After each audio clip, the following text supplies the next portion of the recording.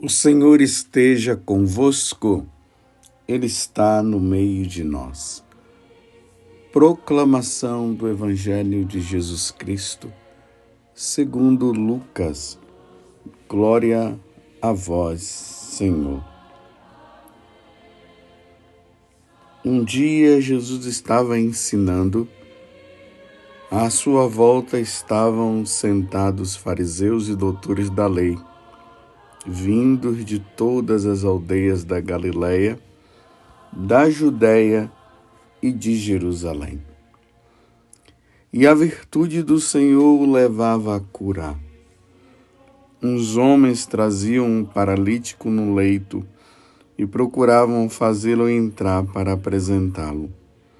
Mas, não achando por onde introduzi-lo, devido à multidão, subiram ao telhado e, por entre as telhas, o desceram com o leito no meio da assembleia diante de Jesus. Vendo-lhes a fé, ele disse: Homem, teus pecados estão perdoados. Os escribas e fariseus começaram a murmurar, dizendo: Quem é este que assim blasfema? Quem pode perdoar os pecados senão Deus? Conhecendo-lhes os pensamentos, Jesus respondeu, dizendo: Por que murmurais em vossos corações? O que é mais fácil dizer: Teus pecados estão perdoados, ou dizer: Levanta-te e anda? Pois para que saibais que o Filho do Homem tem na terra poder de perdoar os pecados, disse ao paralítico: Eu te digo, levanta-te, pega o leito e vai para casa. Imediatamente, diante deles, ele se levantou, tomou o leito e foi para casa, louvando a Deus. Todos ficaram fora de si, glorificando a Deus, e cheios de temor diziam: Hoje vimos coisas maravilhosas. Palavra da salvação. Glória a vós, Senhor. Meus irmãos e minhas irmãs, o Senhor virá e não tardará. Ele poderia ter vindo ontem. Ontem nós, católicos, vivíamos esta expectativa, claro, com toda a serenidade do coração. Mas vivíamos isto ontem. O Senhor poderia vir, mas Ele não veio. Então hoje, nós precisaremos viver de novo essa expectativa. O Senhor poderá vir hoje, agora, neste exato momento. Amanhã, eu poderei até dizer assim, era ontem. Pode ser que seja hoje. É assim, meus irmãos, que nós vamos vivendo dia após dia. Nós vamos pedindo a Deus a graça de não perdermos de vista o que o Senhor falou. O que aquele anjo disse quando Jesus tinha acabado de subir para o céu. Os apóstolos olhando Jesus subindo para o céu e depois uma nuvem o ocultou. E de repente o anjo falou para eles: Por que vocês estão olhando para aquele que virá? Dia após dia. Esse tempo do advento nos alerta. Não percamos de vista isto. O Senhor pode chegar a qualquer momento. Mas no dia de ontem, o Senhor chegou para muitos. De repente aí no seu bairro, na sua cidade, na sua rua, ou talvez até você que esteja me ouvindo agora, você tenha perdido alguém. Então o Senhor veio de forma particular e chamou aquela pessoa. E aquela pessoa, querendo ou não, ela teve que ir. Ela foi. Na biografia que eu estou lendo de Lúcia, de Fátima, os 3 pastorinhos, né? Lúcia, que Nossa Senhora falava, ela via Nossa Senhora junto ali com Francisco e Jacinta. Então eu li a parte do falecimento da mãe de Lúcia. E para Lúcia foi muito dolorido a morte da mãe dela, porque ela não pôde estar no velório. E uma coisa mais interessante ainda, a mãe estava prevendo que iria morrer. Então ligou para o convento para tentar conversar com Lúcia, mas infelizmente não conseguiu. E quando Lúcia havia se despedido da mãe dela pela última vez, quando ela já estava no convento, a mãe foi lá uma vez visitar. Lúcia havia dito para a mãe o seguinte: nós nos veremos no céu. E realmente isso aconteceu, ela não viu mais a mãe. Mas o detalhe que eu quero trazer é este. Naquele dia, Jesus veio buscar. Foi num dia de Nossa Senhora do Carmo, o dia que a mãe de Lúcia morreu. Parece que foi no dia 16 de julho, agora o ano, não sei se foi 1947, acho que foi, por aí. Nossa Senhora veio buscar. A mãe de Lúcia fechou os olhos para esse mundo, para abrir no outro, para abrir na eternidade. O Senhor veio para ela naquele dia. O Senhor não veio para outras pessoas, o Senhor veio para ela e para outras pessoas também. Mas muitos também naquele dia, naquele ano, não foram.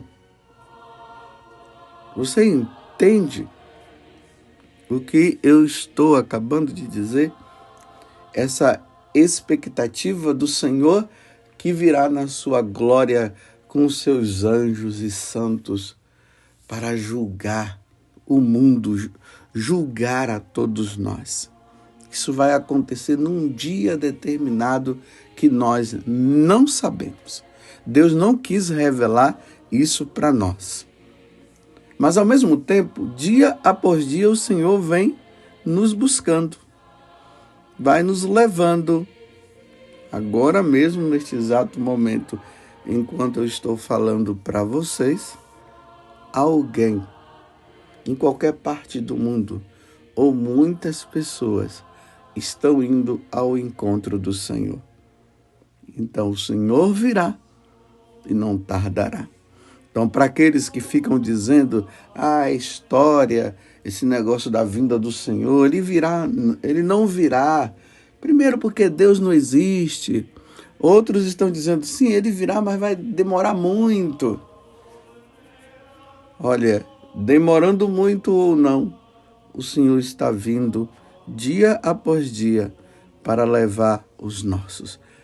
Neste exato momento, em qualquer parte do mundo, alguém está sendo velado em algum velório. Outros já estão sendo conduzidos para o cemitério. E a alma dela já foi para prestar contas a Deus dos seus atos, como diz na carta aos Coríntios. É diante disso que nós vamos olhar o evangelho de hoje. Esse paralítico que foi levado pelos seus 4 amigos. A fama de Jesus estava cada vez mais crescendo em toda a Galileia, em toda a Judéia, em Jerusalém e até fora, entre os pagãos. A fama de Jesus estava crescendo. Lá em Cafarnaum, porque esse fato aconteceu em Cafarnaum, ali na casa da sogra de Pedro, que fica do lado da sinagoga, levaram esse paralítico. Estava ali naquela cidade um homem, estava fazendo grandes coisas extraordinárias, como nós vimos no final do evangelho de hoje. Hoje vimos coisas maravilhosas. As pessoas estavam vendo coisas maravilhosas com aquele homem, Jesus de Nazaré, que é Deus.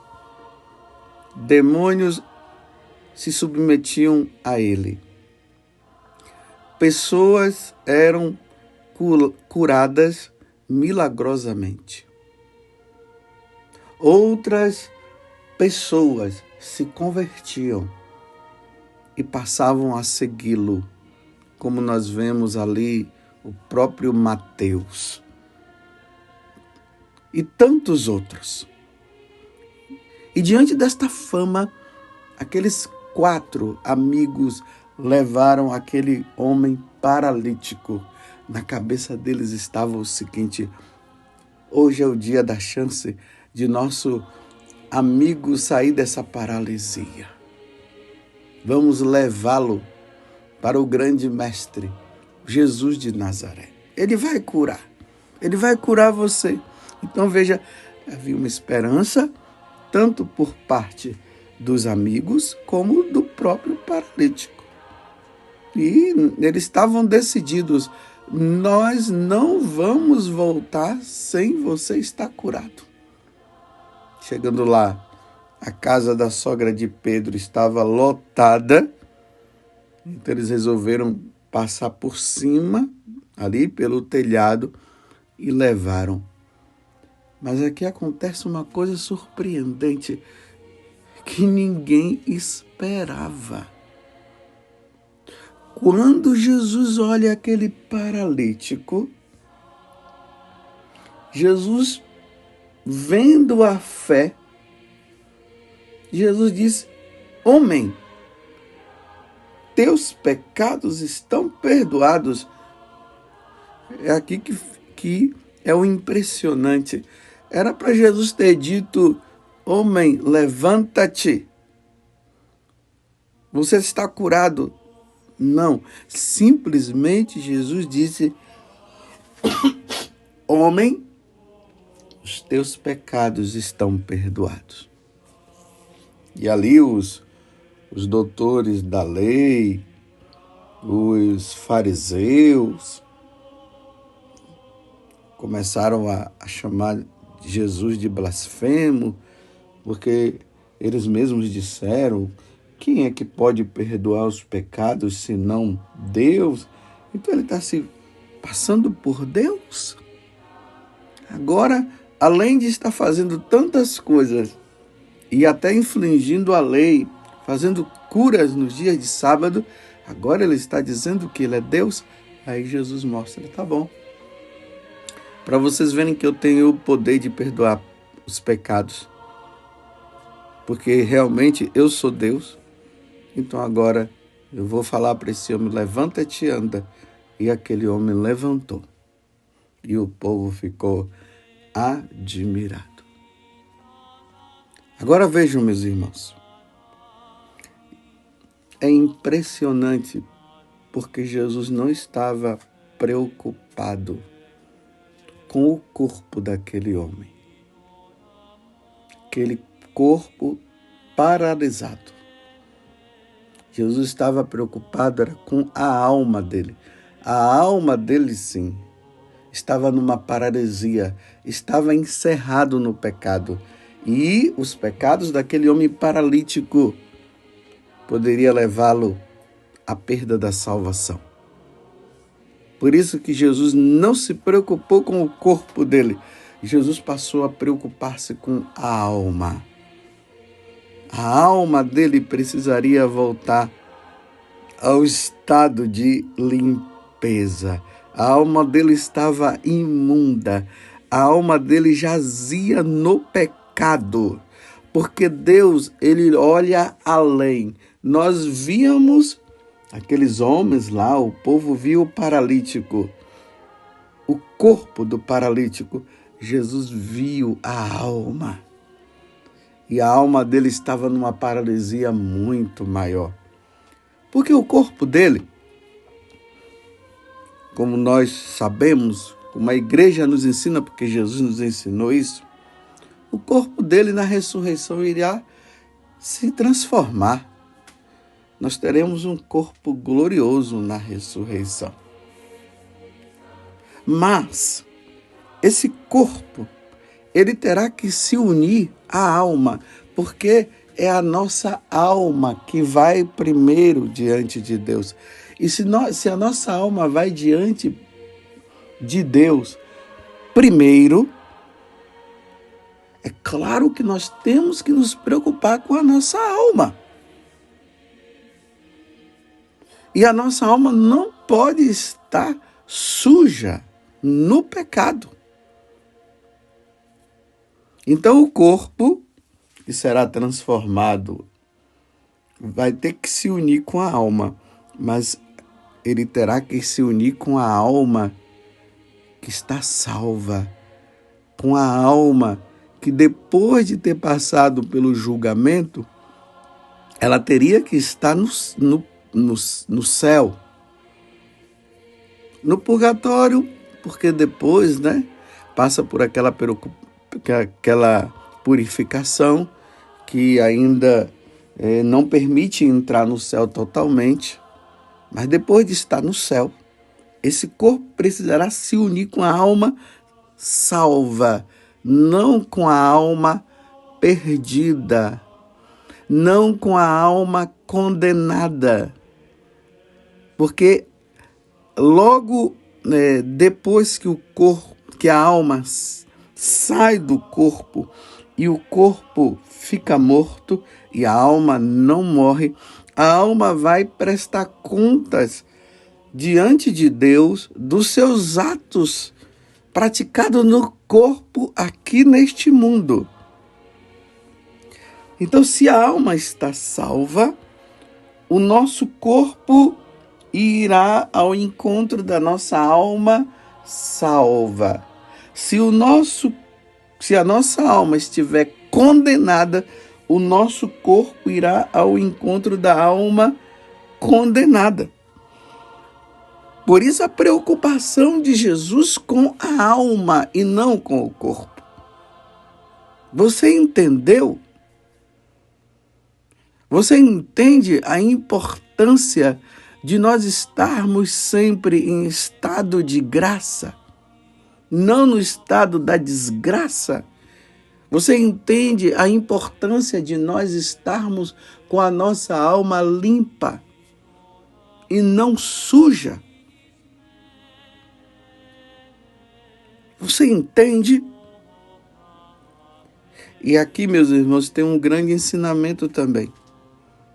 Não importa se o corpo está são ou se o corpo está doente. Porque aqui era um corpo doente, era um corpo paralítico. E imediatamente Jesus olhou para aquele homem e disse: teus pecados estão perdoados. Jesus não falou: você está curado. Ele falou: os teus pecados estão perdoados. E ele fez isso. Ele só fez a cura do corpo porque os fariseus e os doutores da lei estavam chamando ele de blasfemo.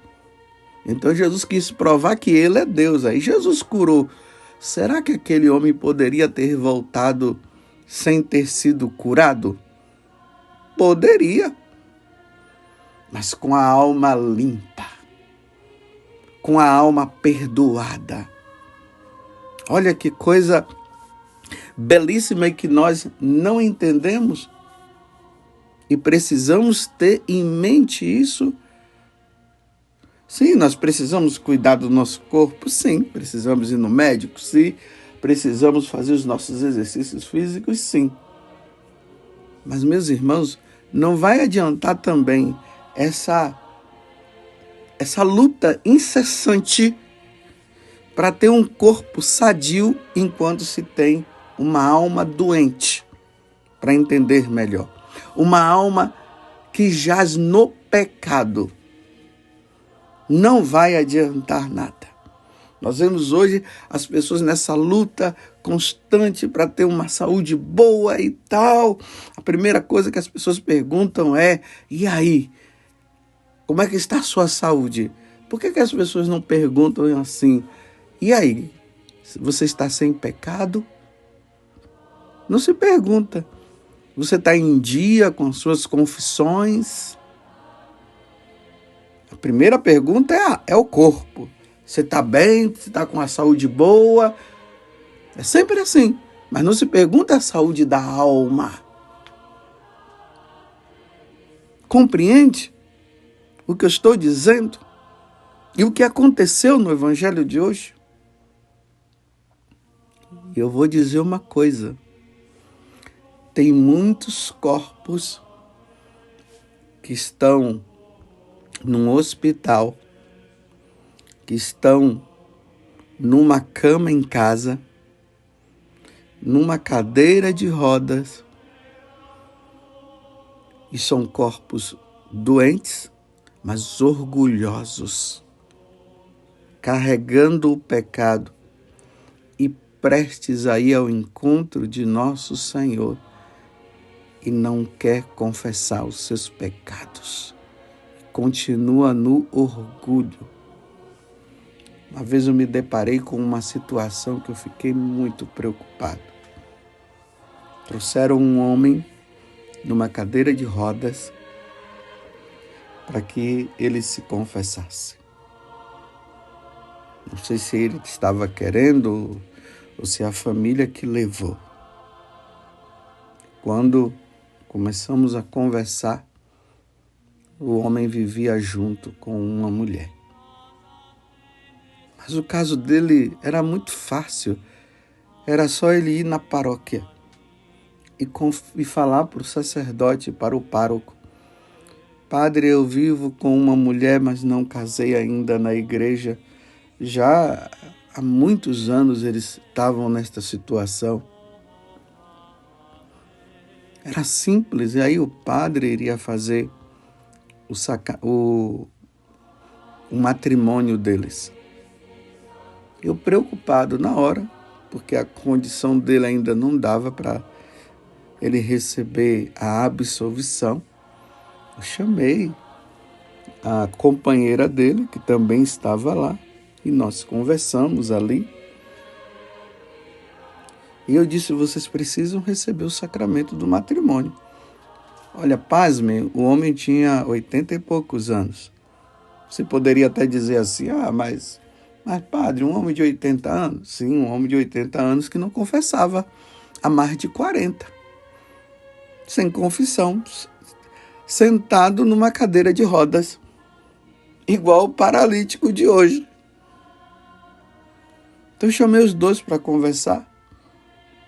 E aí, falei com a companheira dele, uma senhora também idosa, e ela disse o seguinte: Padre, eu e meus filhos já há muito tempo estamos pedindo a ele para nós casarmos e ele não quer.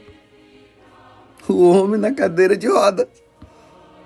E aí eu disse assim, eu falei: mas por que ele não quer? Eu perguntei. Aí ela disse assim: sabe por quê, padre?